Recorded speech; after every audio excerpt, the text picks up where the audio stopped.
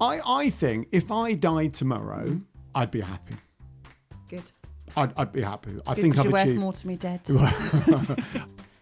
This week, I'm in control. And this week, I'm entering the one, the only, Alan James Braithwaite from Yellow Tuxedo. That's it, my husband.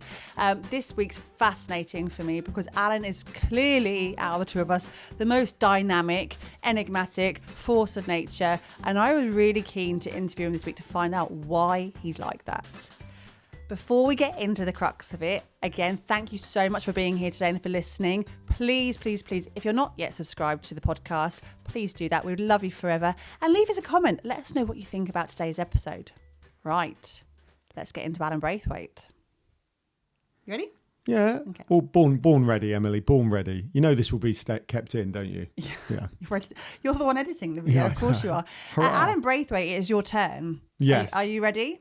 Yeah. Absolutely. Right, so as always, one question. What are you trying to achieve? Well, hold on. Now I've had a chance to think about this. This is a tricky answer, isn't it? Because we've recorded, I don't know, something like 25 odd plus episodes. So I had to listen to everyone's answers. And obviously what you're trying to achieve is specific to you. Mm-hmm. So I think... so I'm in my mid-40s. I always bang on about these things.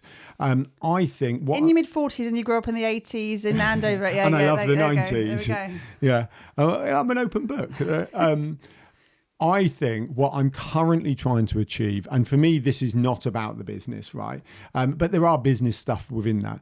But I'm trying to achieve our version of financial freedom, so we can do what we choose to do. Choice is a massive thing for me. So we can do what we choose to do and, securing our children's futures, doing what we can to help our children's futures, because secure is a bit of a bizarre word. And who knows what the world's going to be like in 1 year, let alone 10, 20 or 30. So we've been in business together for 11 years. We didn't have children 11 years ago. No. So what was your motivation then? So, well, that's a really good question. I think it would have been choice. I think choice would have been about that. I think there would have been a massive financial element. I say financial freedom. I've always harboured desire. I'm saying I a lot more because we normally say we. I don't really know what you're alluding to, but you're clearly alluding to something. So let me try and think. 11 years ago, when we started out on business, I think it was an element of choice.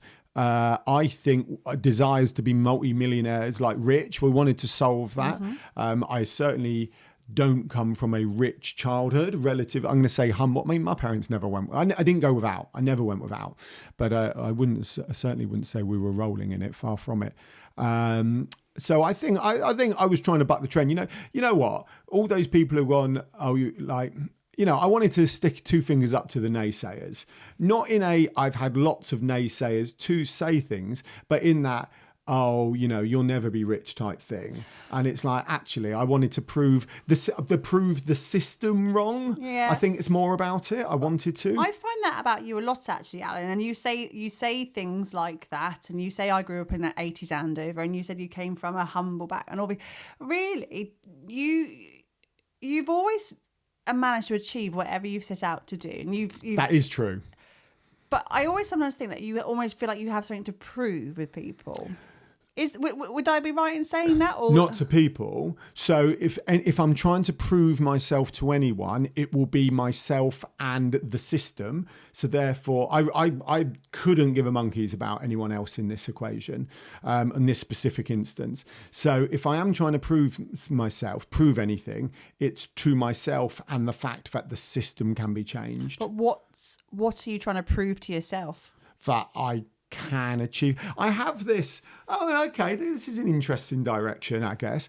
I have this. I don't think I would be happy. Cue 1,000 coaches who listen to this, dropping emails and going. 1,000 coaches that actually do. 10,000 coaches that listen. I hold on. What was your question again? Who am I trying to prove what it are you trying to? prove? Right. I don't think I will be happy. Oh God, there's people cringing, isn't there, right now? I don't think I will die happy unless I feel I've achieved what I deem to be mind-blowing things, i.e. my version of an Olympic gold medal and things like that. And I guess the challenge comes, you've alluded to, I've always achieved everything I've set out to achieve. And I've always, I feel I have, from passing my driving test, simple things, to living by the sea that I wanted to do, to running across deserts and starting businesses and all these other things. But I guess I'm a victim of my own successes. As I achieve things, that becomes normality. So what's the next thing I'm trying to achieve? I get that. And what I've always found fascinating about you as well is when you regale stories from before we were together, and from your teenage years, when you had your first company car and things you achieved and all those things, you actually recognise them as milestones, where a lot of us wouldn't even think of them as the path to greatness. So I watched Top Gear round about 14, 15 years old, and they did an article on young people with company cars where they compared the current 3 Series BMW to a C-Class Mercedes. And I said, I'm going to have a company car as young, and I had a company car at 18. But that's why it's really amiable, because not everyone would see those micro goals, those teeny tiny increments to moving forward as part of that master plan. And you can regale majority of those things. I mean, I have a very, I love my childhood, and Is this about you or about me? It's totally about me by a second. But, I can remember a kind of a pastel white, I can see the old history of my memories and stuff, but I don't remember the minute detail that you do. That's a very specific thing you have in your brain. Yeah, absolutely. It's incredible. And I think, and that's why I was kind of, it's bigging you up, and I'm your wife, and you're going to... But I have a big ego. Don't big me up too much. No, I don't. But I do see you as this little bit like old Liam Neeson and the unique set of skills. You are a very unique beast. You do know what my thoughts on Liam Neeson as an actor are, don't you? Yeah, well, not 2 films max. Not Liam Neeson as the actor, but Liam Neeson in Taken. Taken 1, because Taken 2 and 3 are dire. Right. Yeah. Why do they make sequels to these things? Goodness knows. Anyhow, but no, you do have a unique set of skills, and I think the majority of people who are listening who know you. I don't know about the thousands of you from Mexico who don't know Alan yet. Hola, ¿cómo están? See, you are a very unique beast in that you are 0 to 1,000 and back again on the majority of things. You are a self-confessed maximizer. You are very, very positive, bubbly, Tigger. People have to hold on for dear life when they're on your roller coaster. I did get referred to by Amy Robertson, who did our official branding for pictures when we used to get them done. Did she genuinely call me to my face a force of nature? I believe. Yeah. She said, when you're with Alan, you have to hold on. You do have to hold on. Yeah. I don't know. I don't see it because I don't see any of that, because I just am me. And now I've talked to you a lot about this. I do spend a lot. See, I have this thing. It's not comparisonitis, but I am genuinely curious at how other people live their lives and what other people are like. I don't, it's not a comparison thing, because I couldn't give a monkeys, but I am curious. And, I guess one of the examples is, what do people do after school? Because we have an element of coming home and the kids sit on the sofa and we put chicken nuggets in the oven, and it's like, this can't be the only thing to do after school. So what was the point? I don't know. That's probably my downfall. He is so fast. He goes from 0 to 1,000. He sometimes stumbles to remember what he's actually talking about. And you do that on many episodes as well. Yeah, I know. Do you think? I mean, this is not to be like going back into your past of your family. I don't mind. You can do that. But you did have not a tough upbringing, but you had a very serious upbringing with things that happened within your family unit that we don't need to go into detail with on this particular podcast. Do you think though that had some sort of impact as to why you are so overtly confident, loud, bubbly, positive? And the positives are great. All great things to have. Yeah, I think. You think? Sorry, is there not even overcompensating? But do you think that had to be crafted from within you to manage to kind of get yourself above the parapet a little bit to move forward with your future life? So the answer is yes, and I can remember the minute detail on that as well. I can remember exactly what happened. Although I also read recently that the human memory is one of the most kind of, is fallible the right word? Would that do? Fallible things out there, and like you should never rely on someone's memory. So look, it's tricky, isn't it? I don't think I had a bad childhood in any way, shape or form. And that's admirable, because again, by the way, if my parents listen to this, they are probably going to for goodness sake, you both of you were amazing. This is nothing your type of parenting, but I think some of the... Sorry, My mum and dad divorced when I was 1 year old, right? It just is. And mum brought up 3 kids, dad was there at the weekends. It was just is what it was. It was, it was one of those and things. Within the family, there's been some mental health challenges and things like that throughout the years, but they all have that impact. And what I think is amazing for you is you don't even see them as challenges, whereas someone to the left may actually be crumbling on a No, I don't see them as challenges. I just see them as is. Part of the layers of your story, which is incredible, because I just think you don't even know how heavy some of the things in your life over the last 45 years could have been. You know I'm not going to cry, don't you? I know you're not going to cry. Okay. Even though I am the crier.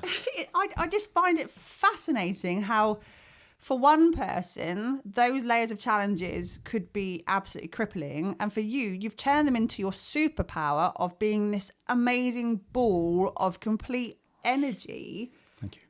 Which... This is why I feel, again, we work so well as a couple, because you really do carry me through the times when I'm feeling absolutely like, I can't go further forward. And there's no choice but to hold on. Going back to that hold on for dear life with the Amy Robertson quote, we have to with you, because you go from 0 to 1,000 and we have to crack on. And I just don't know where that comes from within you and whether you realise that you've crafted that or it's always been there from a childhood. I don't know the answer. Right, so hold on. So... Mum and Dad are both they're their own versions of achievers, right? Mm-hmm. They're their own versions of achievers. Neither of them are kind of sit down, lay on the sofa type people. They're both kind of they're doers, they're get up and goers, they're problem solvers in their own ways, right? So there's got to be an element of me picking up from that. Then there's going to be an element of the situation. But the story, the minute detail I could remember, I remember being, I think it was either late teens or early 20s. I had that job with the company car, actually. And I remember moaning a lot. Oh, this is rubbish. Life's rubbish and everything else. And I wrote a mantra down before I even knew what a mantra was, right? This is true. So I remember nothing's going to happen whilst I'm moaning about this. So I wrote on a Post-it I was a field engineer for ICO and Fujitsu. I wrote on a Post-it on my, what's that called? Sun visor. Stop whinging and kind of be positive. And so that I was doing that before I even knew that was a thing, before TikTok, Instagram and LinkedIn was telling us all these things, right? Mantras and daily stuff. So I was aware I was being grumpy, how far I got being grumpy. Because realistically, the job I had at the time paid an okay wage. I had a company car. And I was in scouting, and with my group of friends, we were away all the time. So really, I was living the dream. So a version of a dream always. So if there was any learning, the learning for me is, actually, it's never that bad. But I was being moany, and I started kind of going, actually, stop whinging, and it's okay, be positive. I was doing gratitude before I knew what gratitude was. I remember that as well. So would you say you're woo-woo? No, I like all the universe stuff. No, hold on, because everything's on a scale, isn't it? So if I say, yes, I'm woo-woo, that's, I can't answer that. No, because I believe you got to take action. You have to take action, because if you go back to that stop whinging, be positive sign in the car, that's not woo-woo. That's reprogramming my neuroplasticity, Emily. Thank you. And that I do believe in, and that's science. That's not woo-woo. So I'm more about taking action and using the tools and resources that are available to do it than woo-woo. I live with you, so I know the answer to this question. Are you always positive? No, people are always surprised when I tell them I have my down moments. But no, I think that's where part of my wanting to kind of compare. I'm going to say compare because it's easy to think. Understand how other people live their lives, because it is impossible to be 100% all the time. There's not much that is 100%, right? Other than 100%. So no, I have mama, and they can last ages, they can last, but I'll always, even if I am feeling low down, insert any other word, stressed, overwhelmed, anxious, all of the above, a bit of each, I will still go, well, there's no point moaning about it. I might as well take action and do something. Like, are you laughing because I don't do that? No, I agree with you, Alan. I'm just listening. Yeah. I'm listening. No, I will go. Well, there's literally, and that could last weeks, right? The feeling like that could last weeks, but I will still turn up and deliver every day because there's no point not doing anything about it. I'll tell you what my big problem is, and we've spoken to a lot of people on this on the podcast. What if I get to the end, whenever the end is, and don't feel I've achieved it? So if I'm doing any work at the moment, it's about not needing to achieve it. What is it? So that's huge. And again, coming back to that strength you have in your is it Myers-Briggs maximizer? I think it was Myers-Briggs is EBJT or whatever it is. Whichever strengths finder test. No, this was Gallup. Gallup strengths finder test. Paula works for Gallup. Shh. Alan's sister used to work for Gallup. Still does. Still does work for Gallup. Sorry, Paula. She does right now, unless you know something I don't. I don't. But in terms of that maximizer, that's a really good point you've just said there. And again, for listeners to really kind of, I suppose, what is enough, and how would you feel if enough you didn't get to that enough? And that's the whole idea of enjoying the journey, enjoying the ride, not so much the destination. All those cliches that come along with it as well. You do maximise every inch of every opportunity. Don't know what you mean. Don't know what you mean. Are you suggesting that I come across pernickety and all those other words at times? It's probably one of our only frictions in our relationship. Only. Clearly, we've got different views on this. Lovely. Thank you very much. We'll have an argument off camera in a minute. Yeah. But it is something where you, be it going for a run, you don't just go for a run around the block. You have to get to that PB. You have to kind of push yourself to the next challenge of your running, which is great. And I think everyone should have that next in terms of physical exertion as well.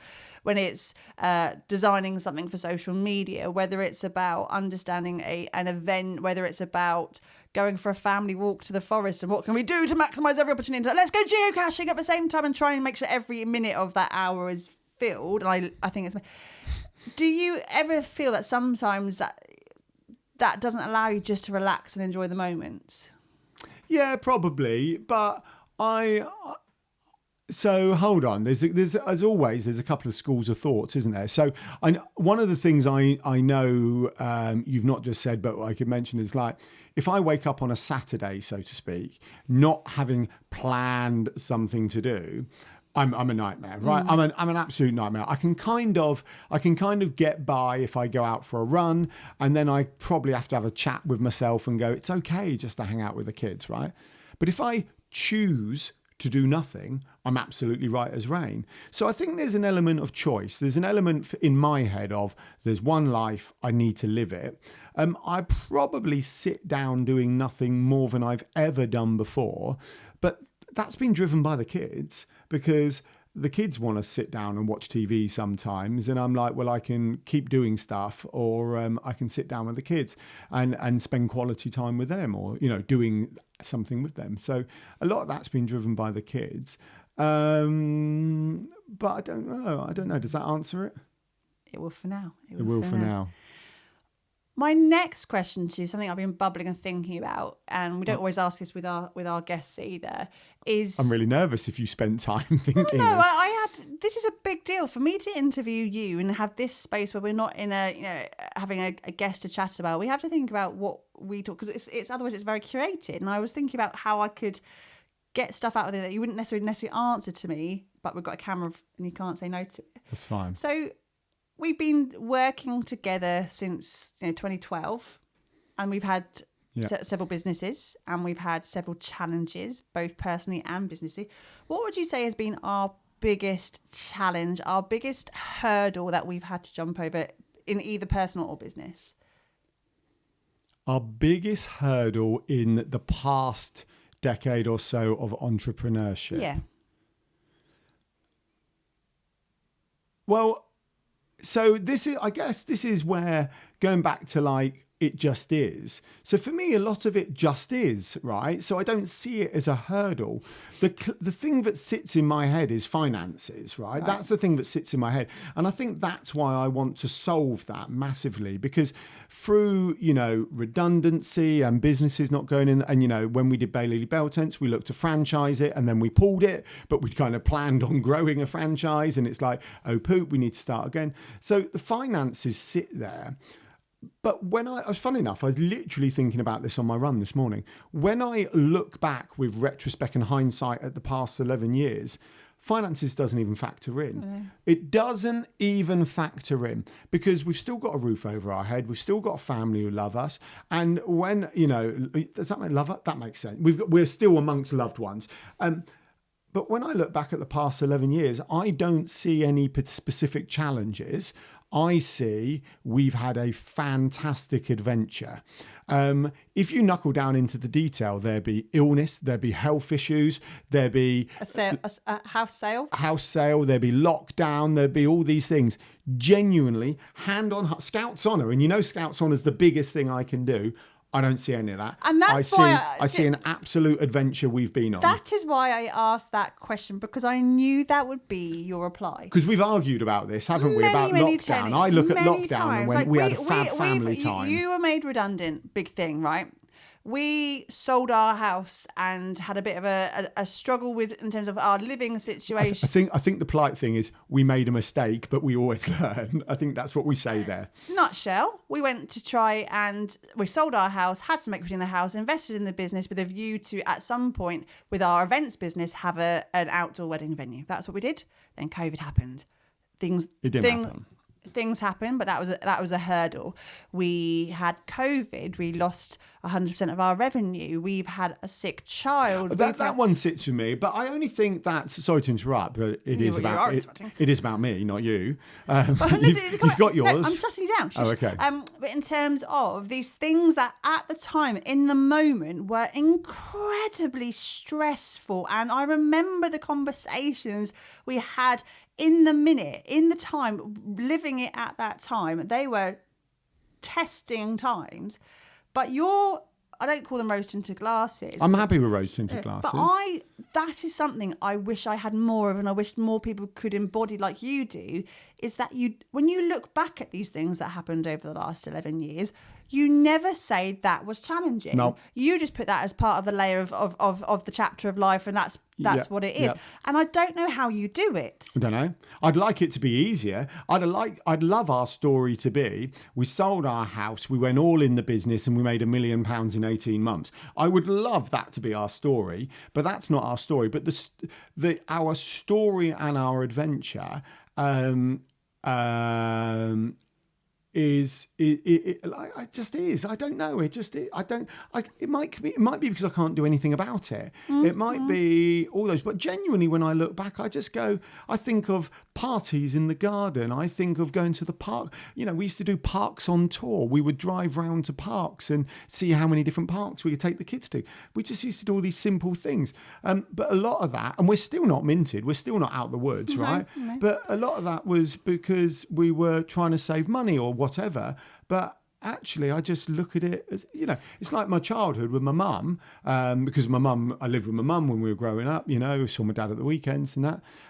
But I think about the long walks, and I think about going over to the sports centre and collecting conkers and conkery. I think about going over to Scouts and Scout Camp. I don't think of the tough things that may have happened. I don't know why. I'm aware of them. Look, if someone says, Alan, you're deluded, I'll just go, okay, thanks very much. No, I don't think you're deluded. I think it is a really fabulously it's an amazing trait to have, and I just wish I knew how to do more of that, because I do see the layers of stuff that have happened over the last decade, or last 20 years even as well, and they are part of that pattern of life. But I do find them, I think of them differently to you do.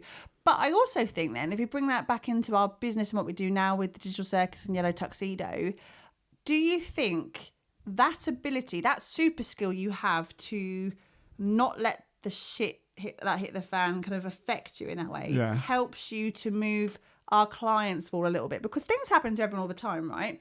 And your bubbly personality and that kind of energy that you have, whether you realise it or not, a lot of Well, people... I do now, because literally every person I meet goes, haven't you got good energy? And I'll go, well, I must do, because 100% of the people I meet tell me it. I mean, sometimes I just wish it were quiet a little bit. Well, but, I like a nap on the sofa when the kids are watching a film. My current favourite thing, winter's day, we've been out in the morning, we get back for an afternoon film, have a beer on the sofa, 10-minute nap. Oh, I love it. I really appreciate Alan's naps. That's right, sorry, I interrupted. So anyway, clients. So the ability to take people on that. I mean, we're not out of the woods. You're absolutely right. We're on our way throughout the woods, and I can see a light at the end of the tunnel. Kind of all of those analogies. But do you think that helps people in terms of, because we are not multi-billionaires who've made it like offering, here's how you get 10k months kind of approach to our marketing efforts with our business? Do you think that's a good thing? Say that again. Sorry. Sorry, I'll re-articulate. So I think you were okay, by the way. I was thinking about something else. We are in that spot, and we've had challenges, quite large challenges over the years that you don't recognise as challenges. You just see them as part of the stuff to do. Do you think that's helpful for people who are in small business together as well, who are feeling those kind of feelings of despair, annoyance, strain, stress, external forces and stuff, to see that actually we're all going through it, we have been through it, but actually you can keep moving forward? Yeah, I think so. And whether I truly I guess I'm quite pragmatic, right? I'm very pragmatic. Like, I sometimes have to remember. I remember once my dad was rushed into hospital, right? I remember that time. And I had to ring up Emily to kind of help me decide whether I should drive there to make sure he was okay, which in hindsight, you should have. Yeah, which I did. I cruised up to Southend in a jalopy Renault 5 with a sheepskin shag pile parcel shelf. The window falling down. The window falling down, so you were gaffer taping the window shelf. So, and once again, I'm just seeing that as a cool story, by the way, which fundamentally my dad was quite ill at the time. So I think my pragmaticism, if that's a word, can be helpful, right? I don't think it means I ignore the harsh realities. I think I just view them as, you can't do anything about it. It is what it is. What can we affect right now? What can we do? I wake up wanting to do every day. And I imagine that does come across into our clients. It's like, yep, I know that's not happy. Or the other option is, if that's you know what my dad used to say to me, this is a classic, if it's a problem and you can do something about it, do something about it so it's not a problem. If it's a problem and you can't do anything about it, you can't do anything about it, so it's still not a problem. And I feel all these little things have sat in me over the years, and I maintain them. I'll tell you, do you want a deep thing that I think about? Do I need to get comfy? No, I don't think so. Okay. It's a short one. But I think, okay, so I feel my maximizer / pernickety / kind of whatever has probably annoyed a lot of close friends over the years. Fact, right? It's annoyed me. So it's annoyed you. And, you know, our close friend base is not as big as perhaps, even though my brother and sister go, what are you banging on about? You've got no friends. You're always busy. But I think, I can't believe I'm admitting this one, but I'm going to admit it. I think there's an element of, I do keep people at arm's reach a little bit, because I can be grumpy, and I would rather keep them in the positive fun side of Alan. Right. And I go, they don't need to see that, because that's not going to help them in their life, achieving whatever they're trying to achieve, whether that's a great life or something more particular, specific. So I go, there's no real benefit to them seeing that. So I might as well just keep that over here. And I think the other thing is, I know if they get too close, I will end up bringing that, why are you doing that when you could do this type approach, which I can have a tendency to add, which I think just pisses people off. Well, that's really interesting, because that's kind of, that's devaluing what friendship is to people. Yeah, you're absolutely right. And that's their decision to make if they choose to feel or think that. And I'll just kick the camera. Sorry, everyone who's watching. And again, if you're listening, you're all right. If you're watching, it just went all over the place. Is the fact that keeping people at arm's length is great, and that's a very giving attitude to going, I would like people to have this from me. I'd need to really think about that, and that is an initial answer, if that makes sense. But what about what you need from people? And you've said, since we've that we've been together 17, 18 years. Oh, blimey, 18 years. We've been together that long, and you feed off energy of people, and you like to be surrounded by people. So that is almost a counterintuitive thing to say, in that if I keep people at arm's length, they can't get to see my warts and all and feel my negativity. When actually, you would probably benefit from the support of other people to know that when you're feeling those dips and those troughs and things. Oh my goodness, it's going to do a whole psychoanalysis of Alan do you know what? today. I've been genuinely thinking about this episode. We planned this episode in a while ago. And I just kind of got to the conclusion, if I'm going to do it, I'm going to do it. There's no point there's no point giving you the abridged, fluffy version. I might as well just do it. Going back to that initial question of what you're trying to achieve, having now kind of ripped a few onion layers off you since that beginning, very kind of clear-cut answer of what you're trying to achieve, which was what you say to everything all the time. What do you want in this life? And that's clearly not although financial freedom is the cherry on top. That can be made and will be made at some point. But what do you need as like the external factors on you to make sure that you're a happy, fulfilled Alan by the time you're on your deathbed? I don't know. I think so. I really don't. I'm not actually very good about answering stuff about myself. You say that, but you are very good at it. You just need to give yourself the time and space. So I want an unbelievable, ridiculous amount of fun. Yep. Right. I want more fun, and fun that's not, that's what I find fun. It's up there with adventures need not be complicated. Fun need not be complicated. I think I'd be happy. Oh my God, this is really bad, isn't it? I think I would be. I am happy. Don't read into that one. I am happy. I think if I died tomorrow, I'd be happy. Good. I'd be happy. I Good, think I've you're achieved. worth more to me dead. I genuinely think I've achieved. So I do say this. Like sometimes I talk to Mum about our financial goals, and Mum will say things like, "Yeah, but money doesn't." But classic stuff like, money doesn't buy you happiness, and family's more important." And I go, "Yeah, but I've got the family part. I've got the kind of currently, touch wood, all this other stuff. I kind of am quite positive, fit and healthy at the moment, and all these other things. So why not work on the financial part?" Choice is massive to me. Like, I think that's part of my anti-system thing. It's like, I want to choose what I do. I don't want to be fair. Not at the expense of anyone else. I'm not into that in any way, shape or form, but I want to make choices.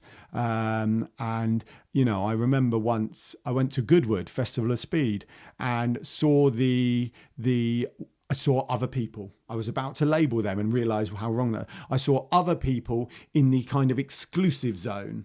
And I remember thinking, well, why are they in the exclusive zone and I'm not in the exclusive zone? And it's not that I wanted to be in there, but I wanted the choice to be in there. Does that make sense? I don't need these things. I want to be able to choose to do these things. I don't need a Ferrari. Oh, I don't really want a Ferrari at all. No. But I just want a van to go on adventures. You're a Bedford Rascal. I do. Choice. I want to choose to be able to buy a Bedford Rascal this week and a Daihatsu Hijet. That is genuinely what I would buy. We drive a Citroen Berlingo because I blimmin' love it. A Mark 1, not the nice shape, the old shape. It's about choice. And the second I feel the choice is removed from me, that's probably when I start to unwind a little bit. Not unwind, unravel is probably the right thing. When I feel the choice isn't there. Right. There we go. Does that answer it? It absolutely does. And I think, okay, so we make £10 billion tomorrow. Yeah. And it's not about financial everything, but we make 10 and you have the choice to do something. What's the first thing you do? Buy a van, plan an adventure. Where would you go? Well, hold on. Sorry. This is how my head works. So obviously I clear family debt, clear all that. Yeah, exactly. But what would you do? Yeah, absolutely. Buy a van, go on adventures. What adventure would you have? I'd probably go for a run, not feeling I need to get back to do work. That's huge, isn't it? Yeah, absolutely. I would choose, shall we go out for lunch and not feel potentially guilty that we have to get back because we need to be visible and share some social media out. It's literally about choice.